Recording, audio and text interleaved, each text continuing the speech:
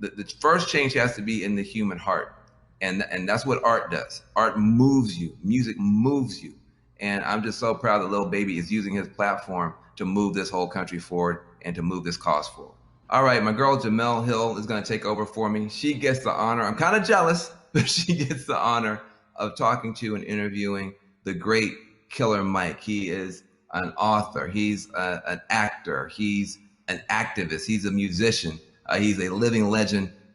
Listen to Killer Mike.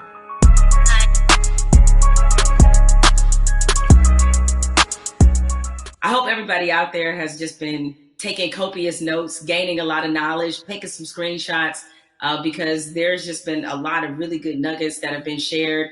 Hope you're inviting all your friends in and really having the kind of conversation in this country I certainly have not seen in my lifetime. And I'm curious to hear the thoughts of my guest right now, Killer Mike.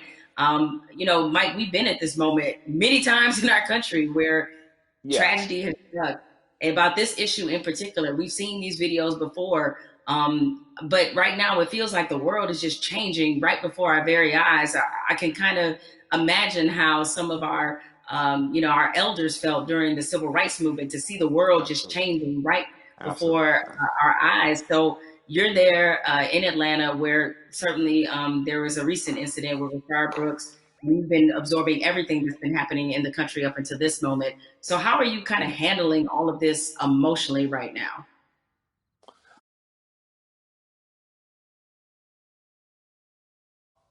It's just it's a growing pain of sorts. You know what I mean? We know that our country is progressing. We know that on the other side of that progression, that we all are going to be better. I think our community and people who are essentially descendants of the cornerstone of this nation, and the cornerstone of this nation is the Constitution is important, the Founding Fathers was important, but free labor allowed all that to stand. And as a descendant of a slave, and then when I say descendant, I don't mean anything long. My great grandmother taught me how to sew a button on a shirt as she was sewing blankets that we still use in my house. Her mother was born enslaved. So that's how close slavery is. I know how to sew a button because the slave taught her child to, and that child taught me to. That's how close. So I think that I'm excited that progress is happening, but I know on the other side of that progression, Breonna, Mr. Floyd, brother that was killed here, there are martyrs, and we've long been martyrs for the progression of this country. And I hope that as we enter into another martyrdom, another black person, I hope that we enter this coming out determined to see justice on the front end, and not only when we're angry. I hope that coming out of this, the young people that are in the streets organizing continue to organize in the time of peace like they are in time of war, because they're organizing effectively. They're causing systemic change in the immediate and not some protracted campaign. And I support that. And plot, plan, strategize, organize, and mobilize. And as long as you keep doing that, you're going to capitalize off the gains that you're making. And I appreciate, and I don't mean capitalize in a monetary way. I mean, these kids are capitalizing, progressing. Organizers on the ground level who've been working for years to campaign around police brutality and violence have in an instant been able to organize people to progress law. Yeah, it's been a lot of impressive moments. I mean, you mentioned about how the young people, they're so organized, because I think about the progression from, say, Ferguson to now, and it's been pretty outstanding when you think about it. What has impressed you the most about what you're seeing right now? What has impressed me? That in '92, we rioted in Atlanta. There were riots in other cities. There were riots in Los Angeles. But there was such a stronghold on information. Local news wouldn't let what other cities know until after it was over. What's impressed me is the ability to use technology. We haven't gotten as efficient as Hong Kong, but it's coming. You are seeing at a day and age where in an instant people are able to mob on a place. People are able to say what needs to be said and go and get ghosts. You're seeing in an instant what our grandparents were able to do. Like we have a house party app in which people can sit down on that house party app. You can organize with those 8 people to know what are we going to do in school, what are we going to do in local school boards, what are we going to do with city council. Our grandparents used to have to do that in the basement. Now you're able to do it over your phones and organize effectively and immediately. So I'm impressed by the level of organization I've seen. Because when I was an organizer at 15, 16 years old, we'd have to literally meet for 30 days to plan something that you might strike that might be 3 hours or even 30 minutes, but you're constantly there. These kids are able to do it, and these young people and these organizers are able to do it in a blink of an eye. But that only happens when you train like Floyd Mayweather. Organizers are like Mayweather. They never not training, and I think that these are the people, again, that we should be looking to follow in these times. But you dropped the mention of the House Party app. Mike, are you on House Party? You use it? I just found out about it. I got the cool people in my life helped me to what's new. The two apps I'm most interested in right now are House Party, and there's an app called Convos that allows me to speak directly back and forth with people. That's a lot cooler than sometimes Twitter, where stuff gets lost in translation. But I'm still over there tweeting with the angry moms and dads. Shouts out to the old folks.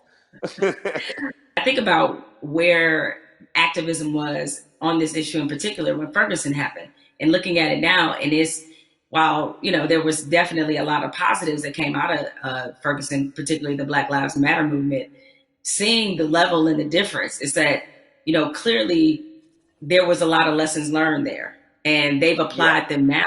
And so it definitely seems much more cohesive, and that's been impressive. What has impressed you about what you're seeing, especially from these young people who really have seemed to seize this moment? What I've seen be most beautiful about this time is kids have the ability to adjust and move and be like water. They're truly plotting, planning, strategizing, organizing, mobilizing.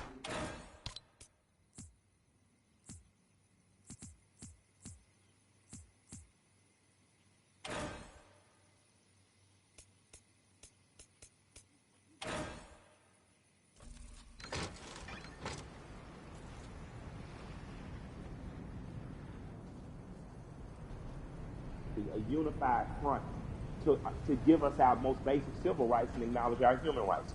That tapestry is happening again, and it's happening in a bigger and better way. I was talking about those skateboard kids. I saw those kids first come in as defenders. When police were hacking with people with batons, they held up the skateboards to protect them. Most kids who skateboard, my kids skateboarders, most skateboard kids in the South don't look like me, right? But I saw the skateboard community literally come in and save protesters from beatings. And then they got really frisky and they started attacking back. And I was like, this is, although I don't want violence in the streets, because those kids deserve to grow to be adults without being soldiers against the state that their parents pay taxes to. It impressed me that the proletariat showed government that you work for us. And in this moment, we are exercising our right to make public display of the evil that has happened. It makes me proud that I live in a country that has long promised equality, rarely given it to people who look like me, people who don't look like me defending it. You made an interesting note and observation about the skateboard crew. And I think anybody who's watching has noticed that it's not just Black people who are out here protesting. No, it's not. It's a tapestry of people. It's a tapestry of people. The Amish. The Amish. Yeah.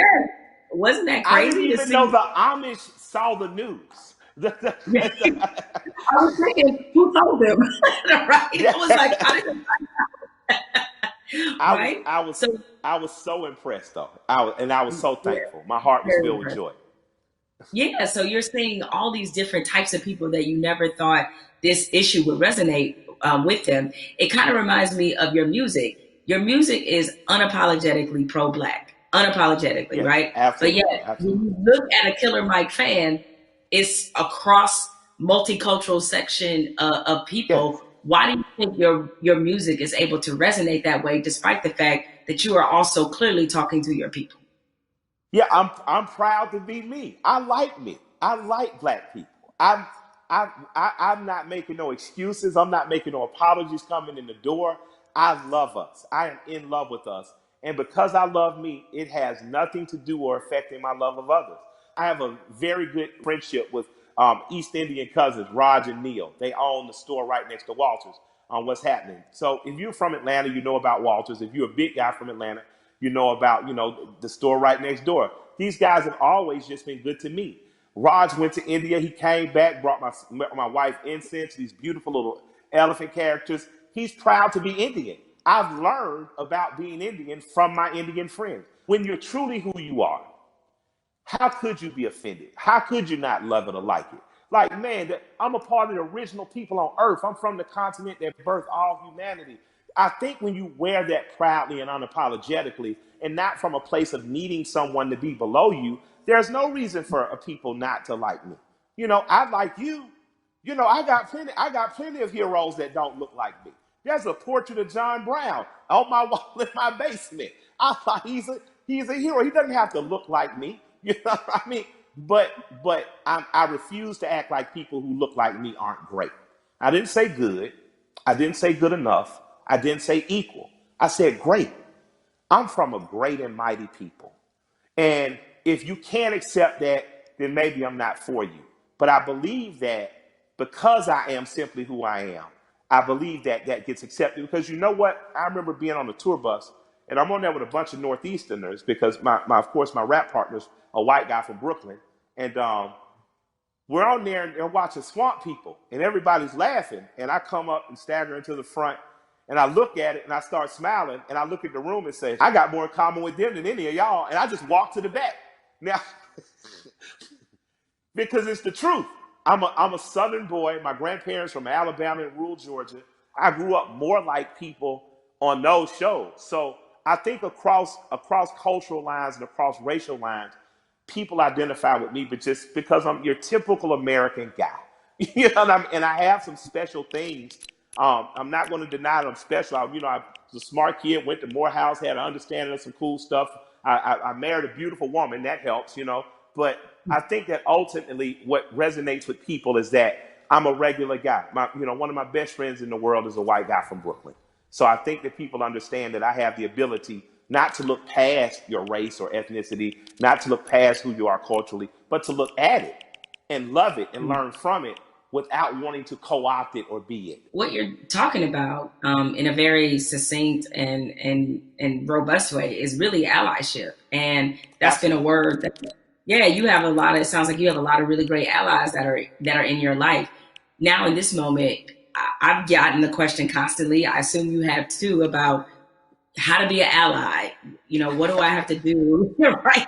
I've had so many conversations with white people, like really good friends of mine in the last 2 weeks where all right, guys, I appreciate your enthusiasm, but but hold on. Hold on a second. Relax.